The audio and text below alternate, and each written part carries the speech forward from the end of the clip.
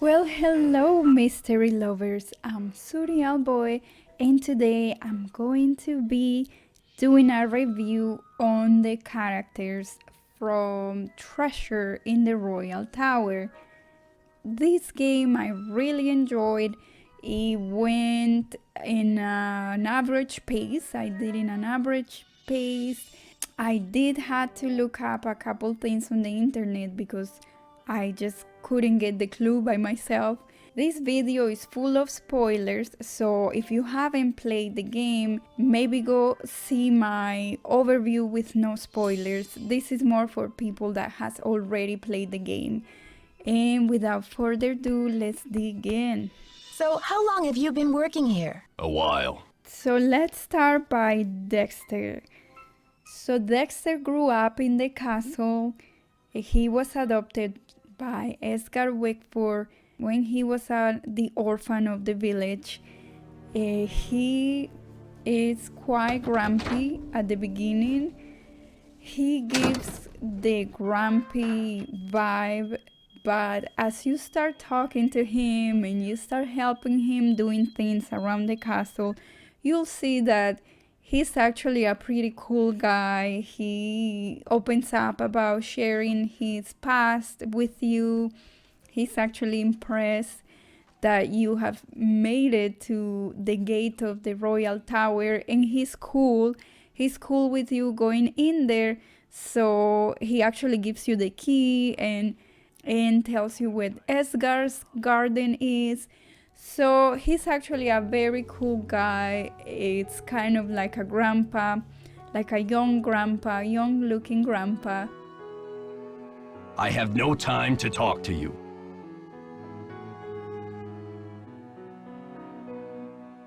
Mr. Egan, that red dirt you asked me about, it came from the tunnel that leads to the Queen's Tower. I should have told you in the first place, but I was afraid you'd be mad. I was wondering when you were gonna come to your senses and fess up.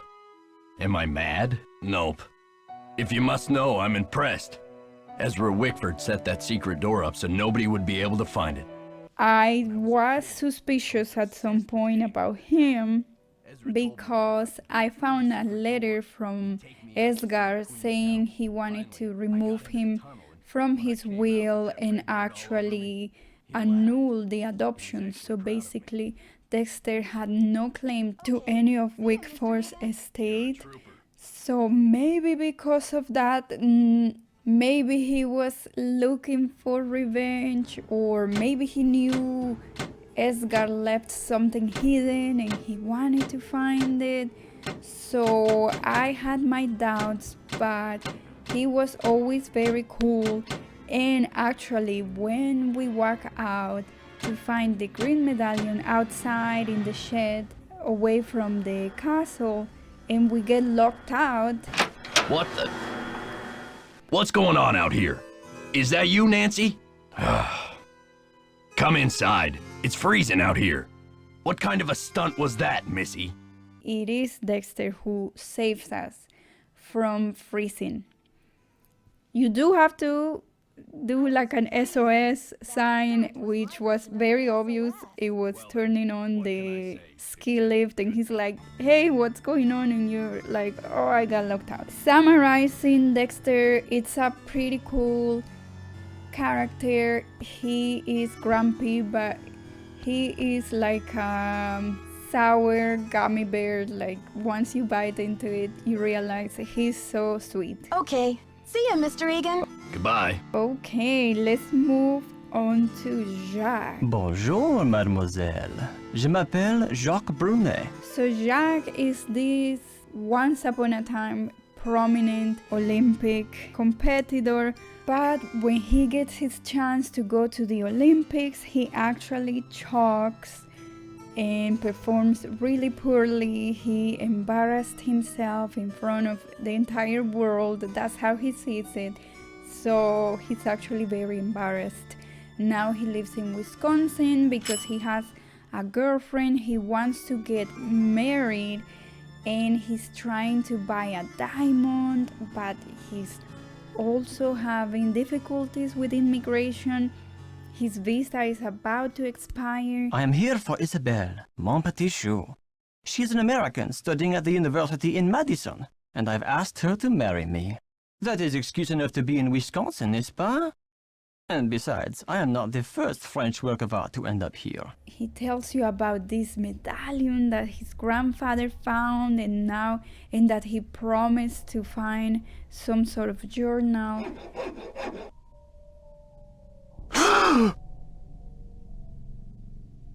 Nancy, what are you doing here? I was just looking for the castle's soda pop machine. What you working on? I can explain, Nancy, but please, don't tell anyone that you found me here. The tower holds a valuable French historical document. If I can find it and return it to France, perhaps I can make up for my failure at the Olympics.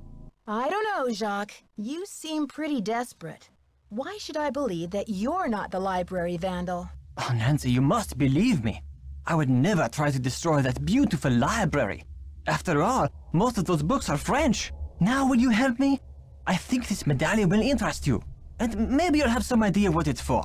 It's in my locker. Will you go get it while I take care of something? The combination is 2665. I'll meet you in the locker room in a minute. Okay, Jacques. I am intrigued. I'll see you downstairs. You are the best, Nancy. And very suspiciously, he tells you meet me at the locker room, and when you go there, you get It's hit in the locked. head and the medallion is gone. So all these events make him a primary suspect. What if he wants to give the Queen's diamond to his fiancée, or he's just trying to get all this money so he can leave the country before his visa expires? I mean, it just makes him very suspicious. But once you lose the medallion, eventually you recover it in a very strange place. But you don't want to reveal to him that you have the medallion just because you're not sure if he's to be trusted. And that's when things go south with him, because he's actually kind of mad at you and doesn't want anything to do with you after that point. Which made me quite sad, because he was a very fun character to talk to. I loved his accent and all his expressions. Oh la la.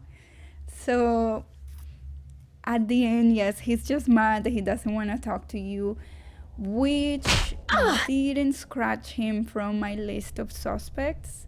Nancy, it's Jacques. What happened? Are you okay? So he was there on my list until the very end. Look, keep the stupid medallion. It's yours. Let's now move on to Professor Hotchkiss.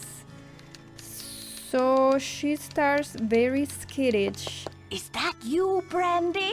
talking to you just by opening a little bit her room door and telling you, okay, please get me a menu or something, but she wants you to slip it under the door. She's really now protective of her room, but because actually she got robbed maybe the day before, so I think now she's like, I'm not leaving my room, I'm not letting anyone in my room, and that's why I think she's acting It's locked. so skittish.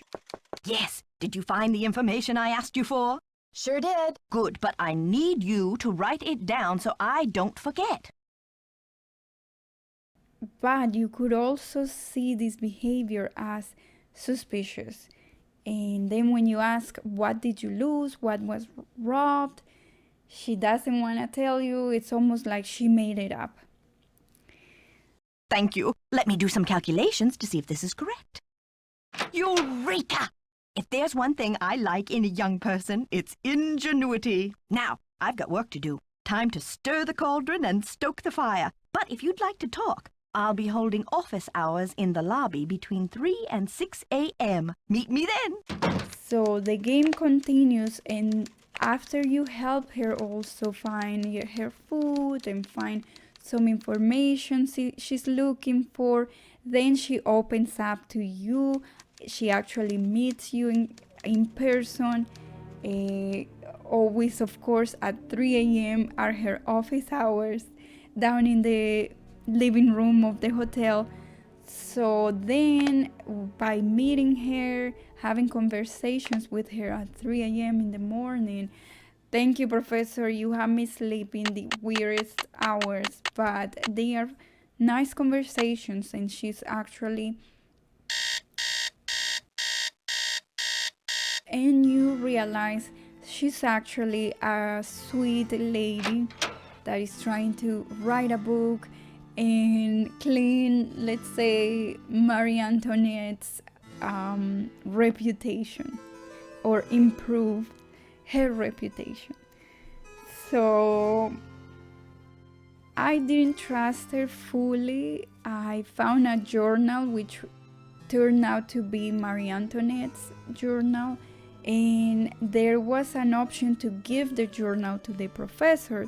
Nancy, dear, welcome to the witching hour. This option kept popping up every time I talked to her, but I was reluctant because you just don't know who you can trust. But after I tried everything and I was going nowhere, I said, you know what? Let's give the journal to her and let's see what happens. I think I saved my game before giving it to her, and then I just gave it, and for a moment she's like, oh my god, I'm gonna keep this journal, you cannot take it away from me. And that's a oh my god, did I mess up moment.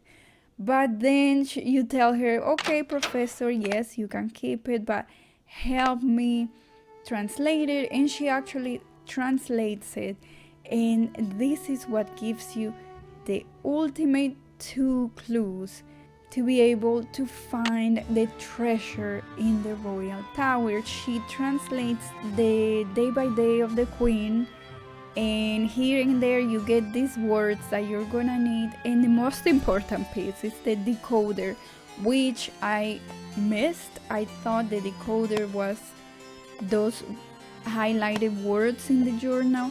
So I'm like, okay, I'm good to go, and I went all the way to the tower and then realized that I needed more information from the actual decoder. So, and without the decoder, you don't know where to find the missing piece. I think I see what the symbols in the stained glass mean now. Let's see. Purple rose, hold diamond, key of queen. But where have I seen a purple rose? And what's a diamond key? And she translates the journal for you, and she tells you, I'm leaving it in my room for you, along with a decoder. But sadly, I only saw the journal and I completely missed the decoders. So I went all the way to the tower with the 3 medallions, not knowing how to place them. And after reading a little bit in the internet, I'm like, oh, there was an actual decoder, like to the other side of the typewriter. So I missed it, don't miss it. And with that, you get the final clues you need to find the queen key, and also which order the medallions go. So with her help, I was able to go to the tower, find the key, place the medallions, and voila, find the treasure, which is the diamond, the giant diamond. The diamond! Whoa! Will you look at that sparkly rock? And me without my sunglasses. Hi, Lisa. How did you get in here? I followed you, of course. Turns out a nosy, goody-two-shoes detective is good to have around after all. And here is where we run into our 4th character, Lisa. So Lisa, you first meet in the living room by the fireplace, and she just gives like this cool journalist vibe. Hi, I'm Lisa. Did you hear what happened? Someone broke into the library and vandalized it. And she's like, I'm Lisa, I'm just here doing journalism. But she starts lying from the beginning. She starts pushing the idea that she doesn't speak any other languages, and she repeats that several times. And to the point that I'm like, okay, I'm not even asking about that. She just wants to make sure, you know, she doesn't speak languages, and her job is just to make an article about the castle, and oh, it's so boring, her life. But by chance, you get to look at her locker and you realize she does speak other languages. She speaks Spanish, and that she has multiple IDs. So this made me very suspicious of her. And also, as you talk to her, you realize she's kind of gossipy. She's always saying, oh yeah, Professor Hotchkiss. She's actually not very well regarded in the academic community. And then Dexter, I saw him doing something suspicious. And Jack is such a flop. And she's just very gossipy. With the whole ordeal with the IDs, I was very suspicious of her. At some point, you get the opportunity to ask her about the IDs, but I just didn't dare. Because as I said before, you just don't know who you can trust. But she always seems to be friendly with you, and she always seems to wanna make conversation or wanna be in good terms with you, to the point that she mentions like, oh, I saw Dexter carrying a green ornament to that shed in the outside. Why don't you go check it out? Like, I will go with you, but I'm so busy writing this article. And you're like, okay, thank you. Maybe you're not as bad as I thought. So after a while, I started thinking maybe the multiple IDs, like that's something that journalists have. So they have access to different venues, events, information in different ways. And okay, I thanked her for the tip and went to check it out. And I actually found the green medallion in the shed. But as I mentioned before, when I came back, the door was locked and I was left outside freezing. And after a couple times that I froze outside, I thought, okay, I guess if I turn on the lift, maybe Dexter will come out. Again, not trusting Dexter fully because it could have been him who locked me out. But after Dexter helps you, you come back in and you get to talk to Lisa again. And she's like, okay, did you find it? And of course, I'm playing full. I'm like, nope, I didn't find anything. I just got locked out and it was very cold. She's like, oh, okay, great. I'll let you get back to your magazine. Keep me posted. So thanks to Lisa, you got your third medallion and you head to the Queen's Tower, to the Royal Tower. And because you decoded the journal, then you got your key in the purple rose and you arrange your medallions and the diamond pops up. But then this is when Lisa appears and you're like, what? Lisa, you must be kidding me. This diamond belongs in a museum in France. Yeah? Well, I belong in the lap of luxury. And she sprays you with like pepper spray, takes the diamond and tries to run away with it. But luckily you remember that button at the entrance of the room that makes the stairs retract. I've got to stop her. Help! Get me out of here! It stinks down here. It's all moldy. Darn you, Nancy Drew. You're the worst friend a diamond thief could ever have. So that's how you finally trap her. That's how you prevent her from running away with the diamond. But I was kind of surprised that was her because towards the end I started dropping her as my primary suspect. I let go of the fact she had many IDs, and I mean, even though she was always out, every time something happened, like I got hit in the head or something strange happened. She was always out there in the living room. I kind of dropped her as a suspect, and then it turned out to be her. And I guess I should have known it was her, but I'm glad we got to catch her and she didn't run away. At the end, everybody gets a happy ending, which I love. Dexter gets to be a partner in the castle because he knows a lot about the castle, so I guess he can help with the tours, or he can give the history to the tourists. I love that he got a second chance in life after being so many years in prison. And then Jack, and therefore his grandfather, gets some recognition for helping find this lost journal and the jewels, and helping clarify, I guess, some part of the history of France. And then he gets to get married to his fiancée. And then Professor Hatchcakes gets to publish her book based on the journal, which portrays Marie Antoinette as not such a horrible person as history has portrayed her, which was so important to her. And well, Lisa goes to jail, I guess, and we just get to enjoy now, finally, after solving all this, we get to enjoy the ski lift and going down the slopes. And I hope we get to go back to the castle for life, for free, for any vacation we want.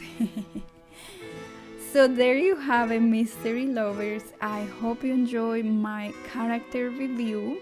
It actually also gives you like a timeline of what happens in the game. Please leave me your comments below.